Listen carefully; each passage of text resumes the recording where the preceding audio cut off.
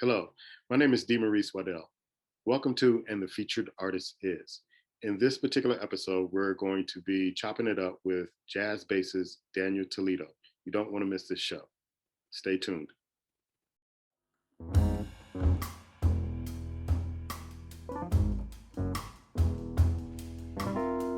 The first time I was introduced to your music, I was at a wedding, I think in maybe 2014, 2015, and I ran into your uncle, I believe, and we were sitting at the table, and I was telling him about a show that I did on Blog Talk Radio called the Urban Jazz Connection. And he said, "Hey, I have a nephew that has a CD out.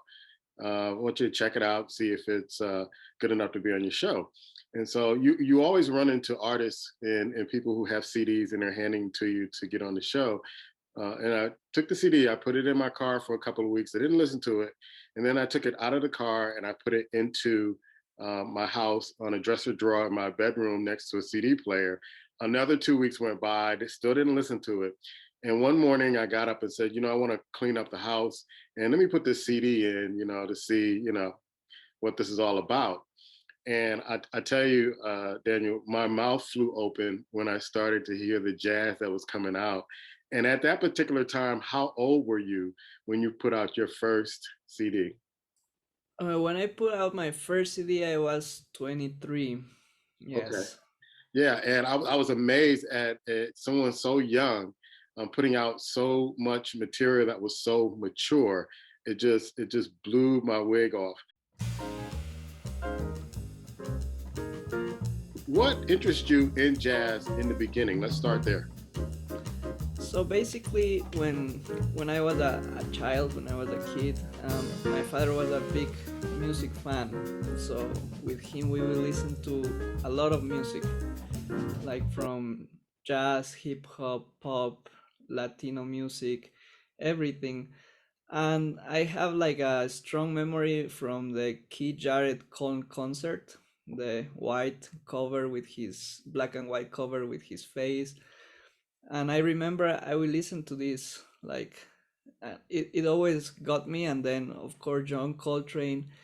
So I had these memories when I was a child, but then I was listening to rock music, pop music, and then I began interested into playing music, Mhm. basically. So I wanted to play the drums. That was my first like idea to become a musician, to be a drummer. So my father took me to a concert, and it was a Latin jazz concert. And that was a great drummer, one of the greatest drummers from Cuba, Oscarito Valdez. He passed away a few years ago. But I went to this concert, and I was amazed by the bass player, because I've never seen bass players taking solos or being so melodic or being so on in the front, because it was a trio. So I said after that concert, oh, I want to play bass. So I chose the bass. We went with my father to buy a bass, and I was at the beginning playing like rock music, punk, and like things I was listening to. But then I began to study jazz. I was able to enter to university at a very young age. I was 12. After school, I was going to university courses, so I was immersed with the music in the, let's say, university, right? Like at a higher level. Right. And of course, I had all of these memories from childhood, from jazz, and I went back to that, and I started playing jazz, and I started loving it. So that Wow. was the how I went to jazz, and since then, since I was 13, 14, I've been playing jazz. And this was all in Ecuador, where you're from, right? Yeah, yes, this was all in Ecuador. We are lucky here in Ecuador that we have a Berkeley Global Partner School since I was 12. So it's been many years that before that we have this school. So thanks to that, Berkeley College of Music in Boston, they are the biggest like contemporary music school we have in the world. And thanks to that, in Ecuador, we had access to a lot of things, it is developing. It was starting since then. So that was good to have access to that, to have access to great musicians from the United States, to learn from them. And I was lucky to be there because I had a great teacher there, Jeff Eccles, who sadly passed away last year. um, he, along together with Esteban Molina, who is the director of, who created all of this basically, they brought the jazz bass to Ecuador because we didn't have like upright, like double bass school here. Wow. So they brought it here, and I was immersed into this project. They bought three basses for school, and that's where I had a chance to look at it, and start into it and start playing and learning. When did you know that you had the talent to play on this level? Because you play at a very high level, especially jazz. When I heard your first CD, Elapse, and the offering and the maturity of that as a 23-year-old, when did you know, or who told you that, hey, you're really good at this, you should really pursue this? Basically, for me, music was difficult. It was challenging. Like, let's say it came from work, hard work. It was not like a natural talent, but it was a natural love to music. I see. I see. So I had to practice a lot. And the good thing is, I had good friends to play with and friends who were better than me. Hmm. So I was always pushing myself to play with them. And I was always playing with them, and I was always playing, like at their level. So I was always trying to search for players that were better than me.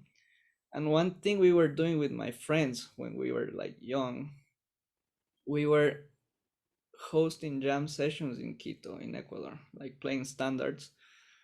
And we will do this constantly, non-stop. Like every week we had that date, it was a Tuesday, and we will play there even if it was one person or 50, 60 people in the room. But it was, or like basically, like we will do this no matter what. Like we were not thinking about the music, we were thinking about like the money, sorry, we were thinking about the music. So then we got to be good players, let's say, have this capacity to be able to handle the language, jazz and improvisation. And then I was, uh, let's say, a player, like a session player. I will play for many different artists. But then the turning point was when I got to Berkeley, because I did ended up at Berkeley College of Music.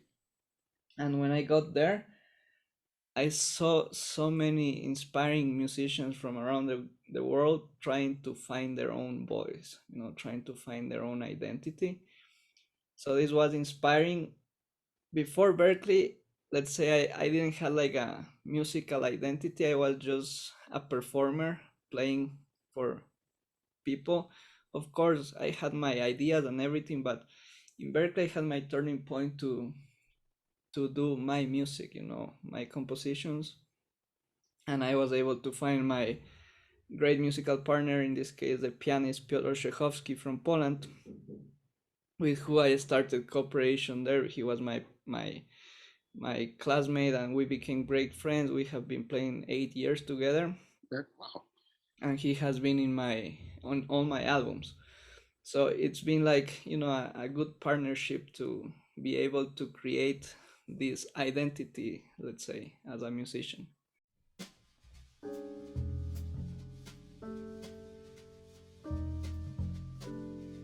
Who were your musical influences? it's I'm like very touched by acoustic music, let's say. So Ahmad Jamal, it's one of the greatest influences I have, because the way he created his trio, it like it's a band.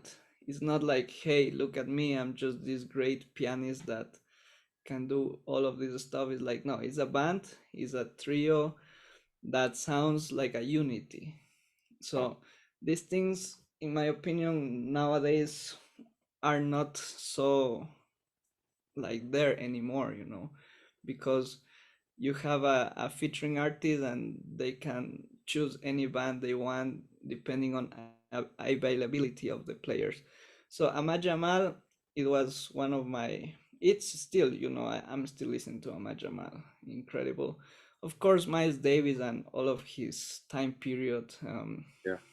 music and creations, because he was in every period of the development of contemporary music, let's say.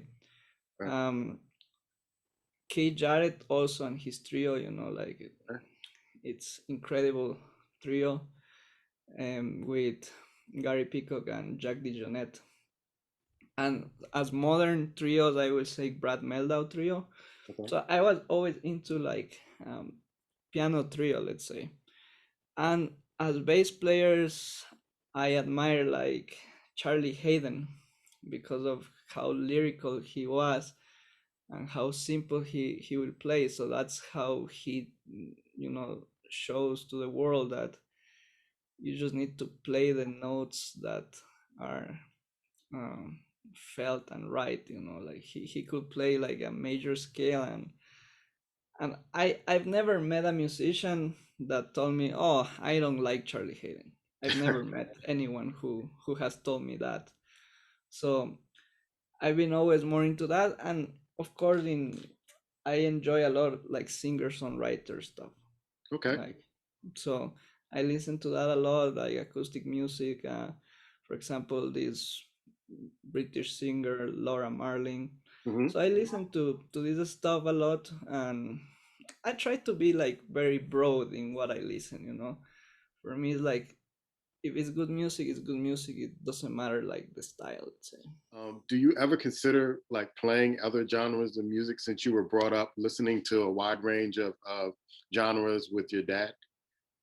Yeah, I have. Actually, I have. I have recorded like albums for artists that, like, for example, folk music, and a friend from Netherlands. I have recorded a lot of Latino music, like even for mainstream, like on the electric bass. I have been recording for Latino musicians and like contemporary pop Latin music, let's say. So yeah, I've done that as a performer. I played fusion, like with electric bass. As a performer, I've done it, but as an artist, let's say, as my artistic identity, I'm more into the improvised music. And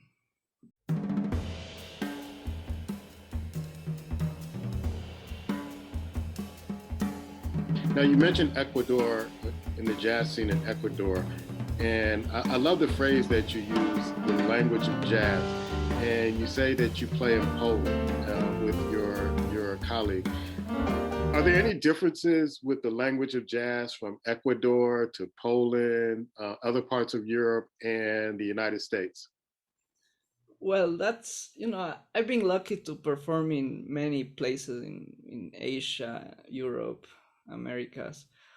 And one thing that is important and beautiful about jazz is that there's a tradition, right, that comes from the United States. We have the great masters that were there, and the thing with jazz is that it gives you freedom, and that was the idea on the beginning of the music, right? Hmm. So this freedom gives us the option to put our identity, and we can call it jazz, but it's improvised music that has a tradition, like has a background that we have to know. For example, with my friends, we play, more open, more, let's say, more European type of playing jazz. Like it's more sometimes even eights, like more straight, not so much swing. And and we play, like improvisation, maybe sometimes in one two chords, like, or we just follow with our ears. But all of us, we know the tradition. Like we have played the Great American Songbook we know those songs and we love those songs, so that's the thing that joins everybody together, because in Ecuador we play songs from the American songbook. In Poland, in Europe, we do the same. In Asia too, like I remember in when I was playing in China, like we had those things in common, so we could play together. That's the So, the beautiful thing. so even though you probably didn't speak the language of jazz was universal. You can go and play with different artists and connect on that level.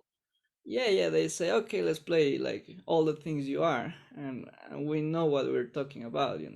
We know that language, so that's the thing. So the improvised music, it's beautiful that can makes us do such thing, to bring cultures together. For example, my band at the moment is 100% Polish, like except from me, like the drummer, the saxophone player, and the pianist, they are from Poland. And my compositions, of course, have some of the like Ecuadorian traditional music in there. I don't want to make it like a fusion, but I just want to take some like key essences of those. But they are played by Polish musicians who don't know this music, so I can show them, they can learn, I can learn their stuff, and we can create something, let's say, that it's it can be fresh, it can be like it can has an identity as an artist. So you played in a lot of places and a lot of countries you spoke of. What was it like playing at the Kennedy Center in Washington D.C. in 2010? That was a great experience because I was young, I was very young then. I was 18, 19, and it was a contest, not contest, but let's say like basically the US Department of State will put together a band that is called Jazz Envoys from Ecuador. So it was like a program from the US Department of State. And I was lucky that with my best friend from that we grew up playing music together, the trumpet player Paul Sanchez, Hmm. we were both the youngest ones. Like you had to be 18 to be into this program. Wow. So when we turned 18, we went for it. And we both made it on the first try. So we both went together for this experience. I mean, we have been playing in clubs, like doing like not many big things, and then we have this huge stage, like like this huge, let's say, challenge for us. Okay. So it was a great experience. I still remember that moment, and it like playing in a stage like that at a young age, like it was a wonderful experience. Yeah.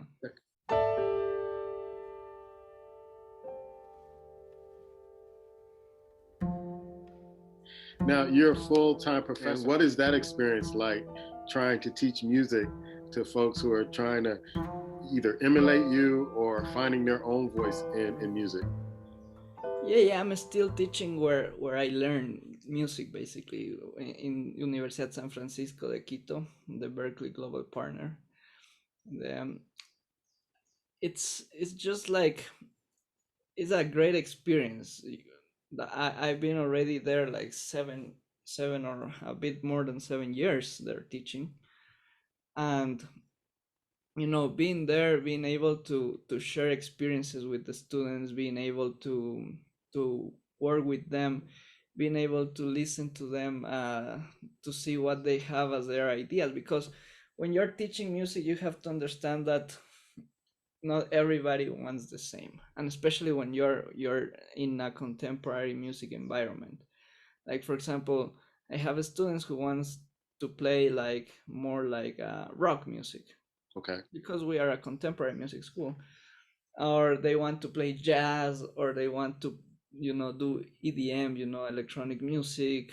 Or I have students that are into production that are taking classes with me, So I think, since I was um, free when I was young to experience so many things in music, I was never like put it into like one style of music. I'm able to share a lot of experiences with them. I'm able to share my experiences as a session player, for example, or my experiences working with producers, or my experiences working with people who have been doing like uh, film scoring or things like that. So I love to teach. I love to share with the students, and I love to grow from them, because they always bring things to you that you haven't seen before. So that's great.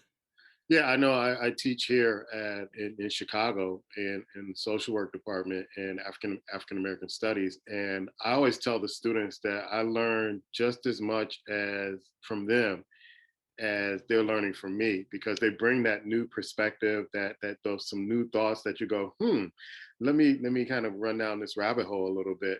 And it keeps you fresh, it keeps you kind of in the know and figuring out what people are thinking about, and gives you new creative ideas, I find.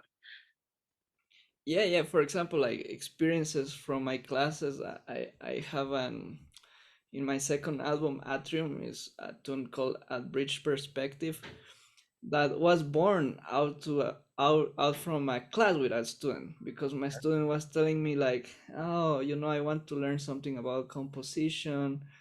And I told him, okay, like I can show you how can we create something.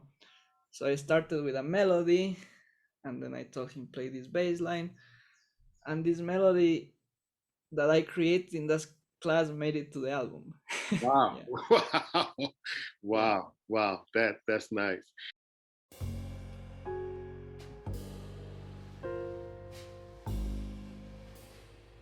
Let's get into your music, because I want people to research your music. I know your first album was Relapse. The second one was Atrium.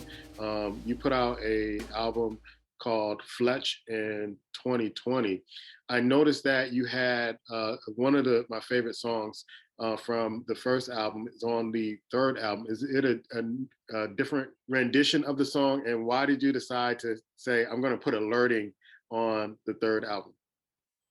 Yeah, that's a good question, because my first two albums are trio, and my third album is a quartet. That was a challenge that I took when I heard, actually, when I heard Kuba Viensek, the saxophone player who plays in the album. When I released Atrium, he released his debut album in Poland. It was at the same time, like we recorded in the same studio with the same engineer, and we've never met before. So I heard this album, and I was amazed by his sound of the instrument. So I started talking with Piotr, the pianist, like, hey, like I like this guy, like I would like to play something. So I decided to reach out to him. I reached out to him, and then we were in the search for the drummer, and I reached Michał Miskiewicz, who is a I don't think I haven't played with anyone as like it's just incredible to play with Michał. It's amazing drummer. He with his band he has released for ECM Records, so he's like a big drummer in Europe. He just released an album with Joe Lovano, so Oh wow. it's he he's from another generation than us.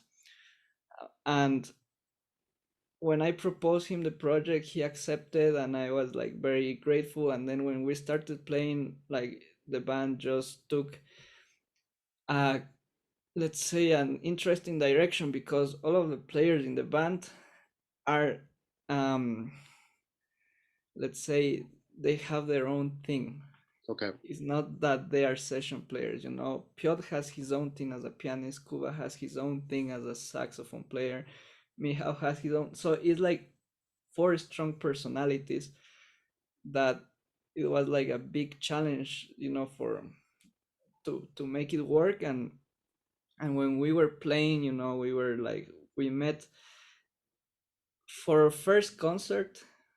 We met all like just that day for the concert, because we were not having time to rehearse much. So we were playing like a sound check and then the concert, and that was the the birth of the band, let's say. Okay. And then I show them alerting for the concert, because the concert we always have to make it a little bit longer, like than an album. So I decided to throw in that tune, and the direction the tune took was so fresh that we decided to include it in the album. That's a great Yeah. story. I know I have a lot of favorites from your music, but I think McKiken is like my favorite song from you. That every time I hear it, it's yeah, I hear something new. And one of the things I love about your music is that you are right. You don't overpower, even though you're the featured artist. You don't overpower the other instruments. It's like a perfect blend of all the different instruments. How did you get to that point where you could not take the lead, but want to blend in with everybody else in your music? Yep. I always loved to be a bass player. This is the important thing, like I like playing solos on bass, but I enjoy playing the groove. I enjoy like playing the same thing all over again for like 10 minutes.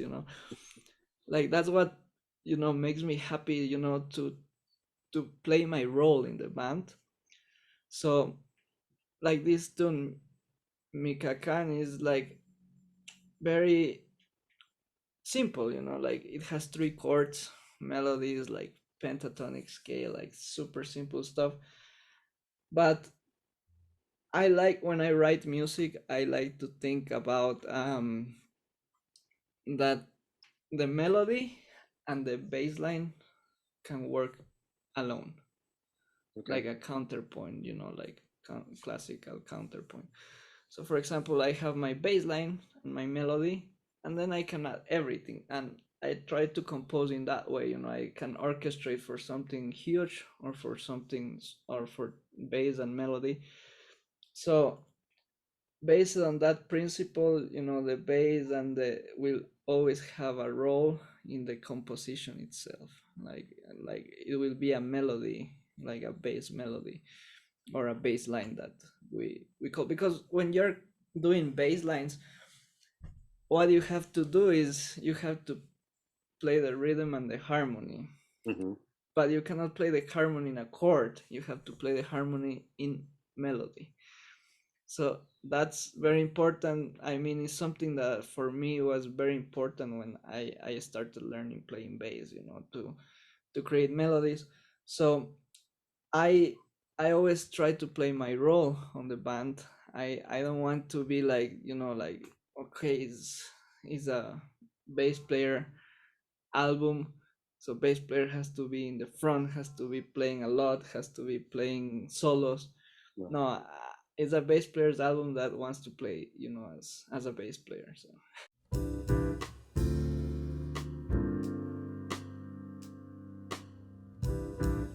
Do you ever get kind of stuck, or what I call like writer's block? And how do you get out of that? What do you do to get out of that stage? yeah, of course that happens to, I mean, to, I don't know if everyone, but to a lot of people I know and I spoke to. And I will say, it's practicing, it's trial and error, a lot of this, because when you write music, I will say like the first album always has more work than the others. Why? Because you have been working a long period of time until you manage to get your first album. Hmm. And then when it comes the second album, you have just like, you can have a label pushing you, you can have time pushing you, so you have to create the material. And then so on, like things go just faster, but you're more experienced too as a musician and composer. So for example, when I feel that I don't have, like things happening, I just try to stop, like forcing to put them on paper. I can have ideas. I just stop them. For example, I sometimes I just record the ideas, the melodies on the phone. Then nothing comes out, and then I go back to them like few months later, and then like ideas come up. So I always tend to record like some ideas that I believe they are interesting. I don't finish them as a song yet, but I work through them, on time. So when I'm blocked, I just stop and do something else.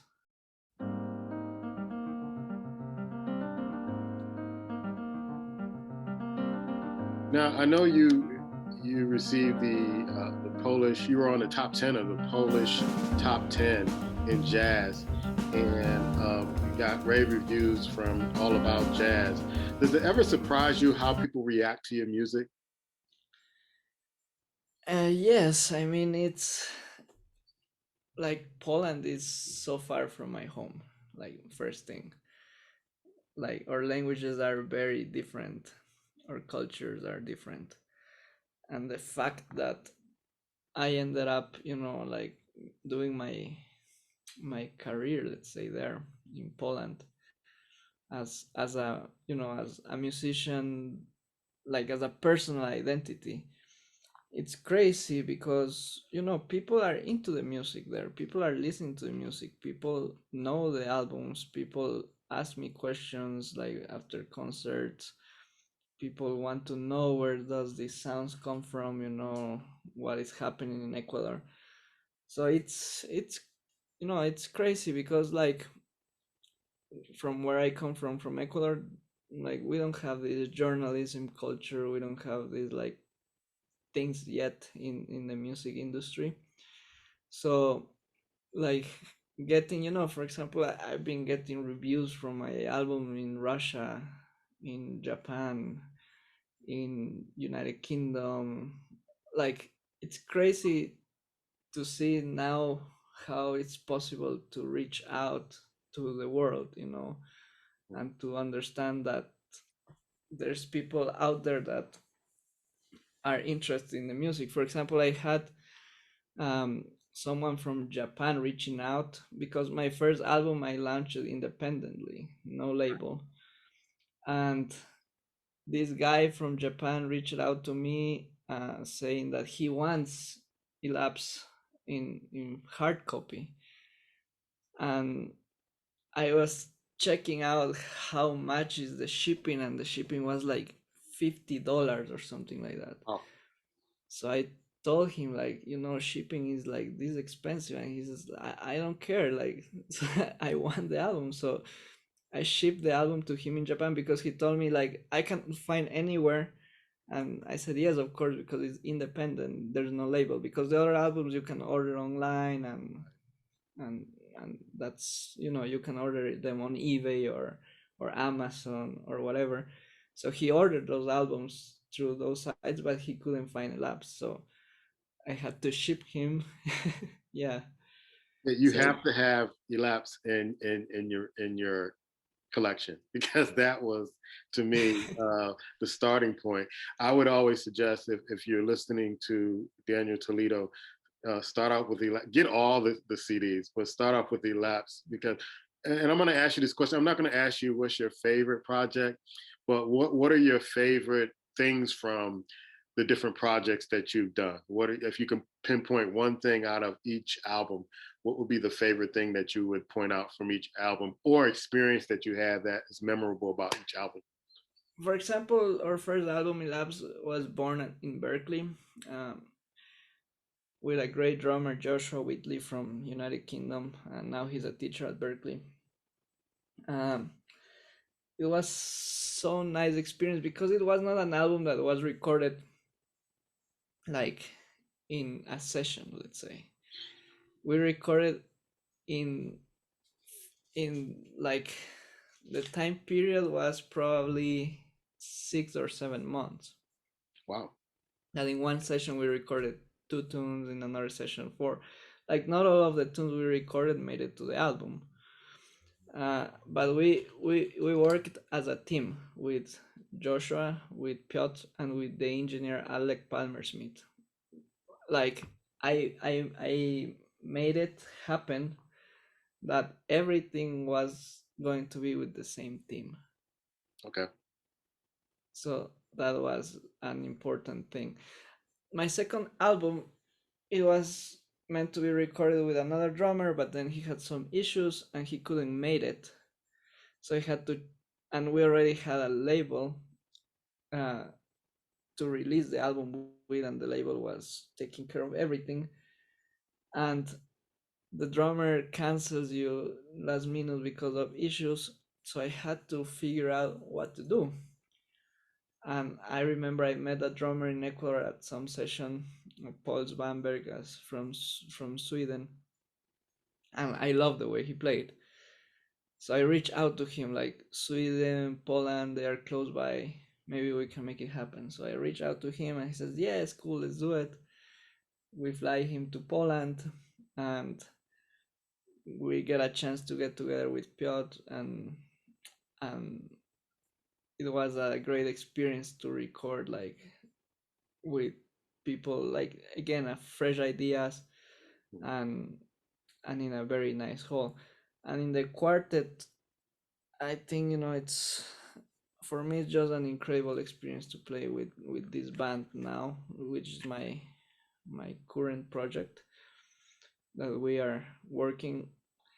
We've been playing concerts, tours in Poland. We played in Ecuador in jazz festival, and then of course all of the pandemic happened. Like actually, we were on tour, like when, like at the end of February, beginning of March, we were on tour of the album because the album was just released before the pandemic, and things were like with the band were happening. It was great, and then we had the pandemic, but then we were able to play again this year, and we will be doing still new things on next year. So Okay. now this project is just an amazing thing, because in this quartet things can shift very much on stage, like we can go through many places.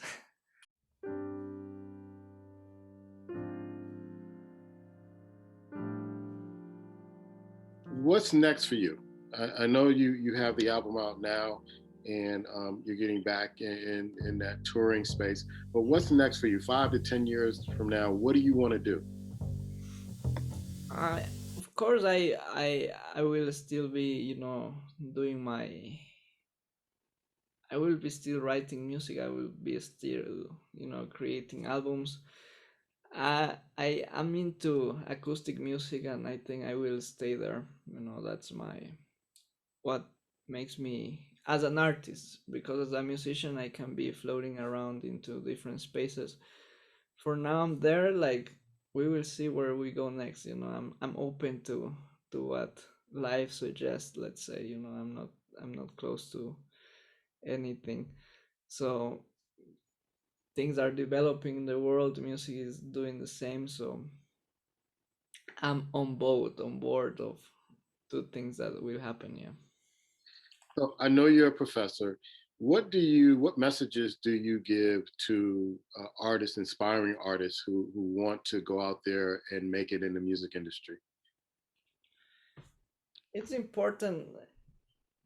It's you have to be persistent on what you do, and you also have to learn more things than the craft at your instrument or your art, because now the world is quick and things happen quick.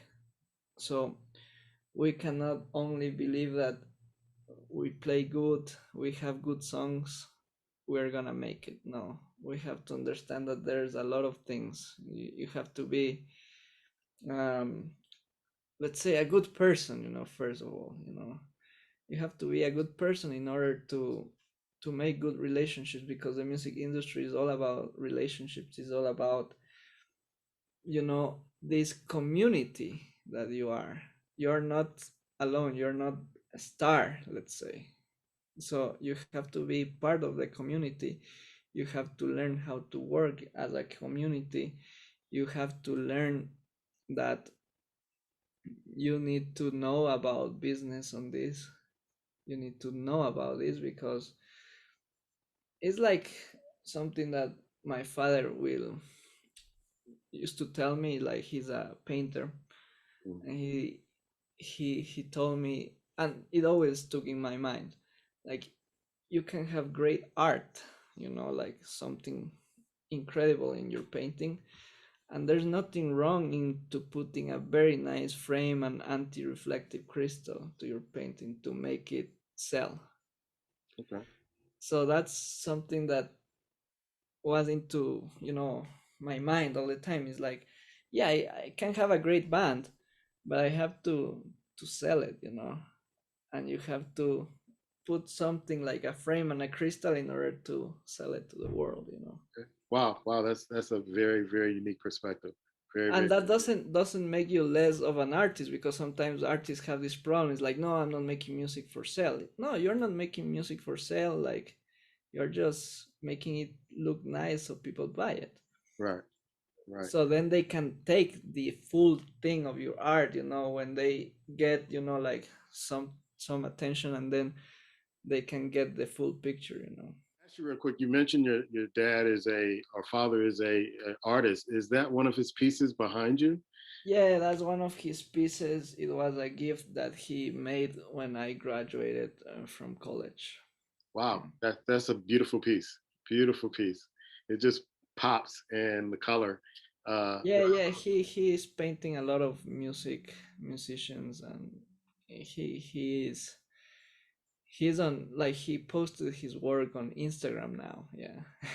I gotta get that from you so I can follow because Yeah, of it's that. is Yeah. Toledo X12. That's Okay. his, Okay. yeah. Okay. So giving your dad some love. That's great. That's great. Yeah, yes. Yeah, he has been a huge inspiration, and always supportive in the music, and like very knowledgeable about music too.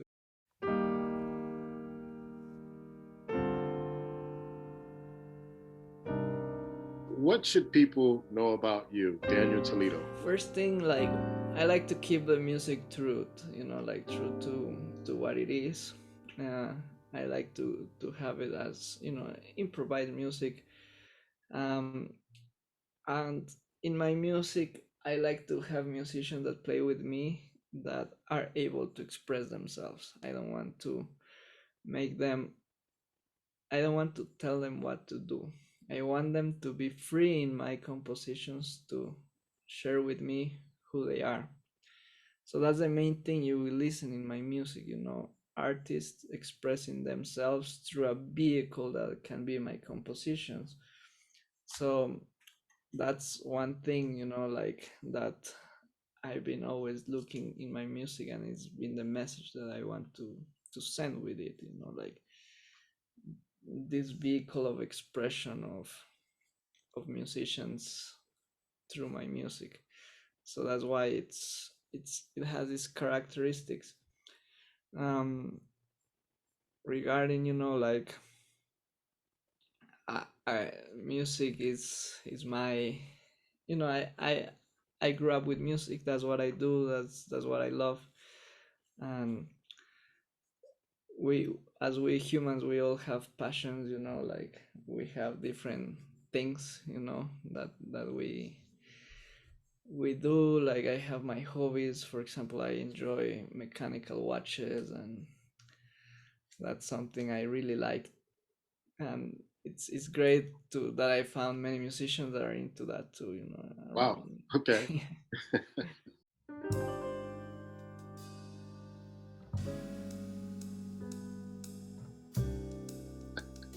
Where do people find you and your music? Well, you can find me on my music is all over, the streaming platforms like Spotify, Deezer, as Daniel Toledo, or Daniel Toledo Trio, or Daniel Toledo Quartet.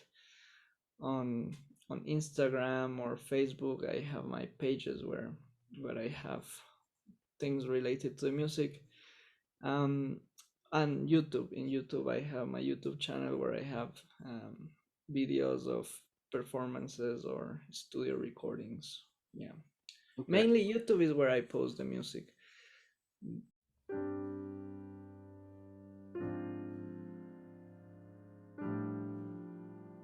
Other than your bandmates that you've played with or play with now, if you were to put a band together, who would be your dream team, whether they're alive or have passed away? Who would be your dream team band to put together? And I want you to include yourself in that band. Well, I would like to play with Jack DeJohnette, Okay. drummer, and probably it's like I will say like Keith Jarrett. I will replace myself with Gary Peacock on that trio. Yeah, it's like just so much communication there. And of course, it will be incredible to play with someone like Miles or something. Yeah, or Coltrane. Every musician that I've ever talked to always mentions Miles. Every genre, and he's kind of like the person that, um, even though I remember interviewing one particular musician, and he was like, he may be difficult, but I want him in my band. Yeah, I mean, it's just for me, Miles, he was always true to himself, like he could play wrong notes and it's cool.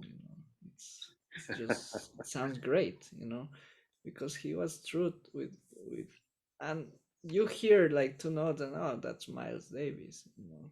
Like he made everything like he reached that point, where he could be playing bebop or modal jazz and he's like kind of blue, creating this whole movement. Like he could be playing like avant-garde music and creating all of this which is real like electronic, and then he could be playing like Michael Jackson too. Yeah, yeah. His range is incredible, incredible. Yeah, he was there in every stage. And if you think about all of the musicians who play with Miles, like all of them made their careers like as as leaders, let's say.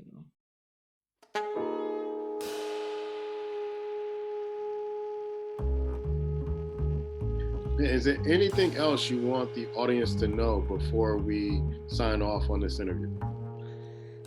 I'll just say thanks for everybody who has been like catching up in here and being listening to us talking, and just listen to the music, enjoy it, and just keep eyes open if we might reach a place that you're close by so you can come by the shows, because my music when you experience live is different.